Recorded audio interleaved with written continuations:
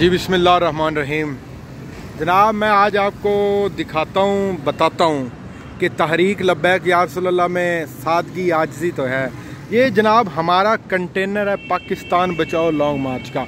जनाब इसमें बिल्कुल ना तो कोई एसी है, ना कोई जनाब ये कोई बम प्रूफ है, बिल्कुल सादा सा कंटेनर है, ना कोई बेहतरीन सीटिंग है ना कुछ। ये देखे जनाब यहाँ पर हमारी जो पूरी क़यादत है TLP की शूरा साथ समेत इस पर बैठती है, बिल्कुल सादा। ये सामने आपको ट्राला नज़र आ रहा है, ये 22 व्हीलर ट्राला है। ये ट्राले के ऊपर सवार होके ये कराची से ये जनाब ये ट्राला चला और ये आज लाहौर आके रुका हुआ है जनाब। 8 जून बरोज़ 8 जून आ जाए इंशाल्लाह कल लॉन्ग मार्च यहाँ से चलेगा।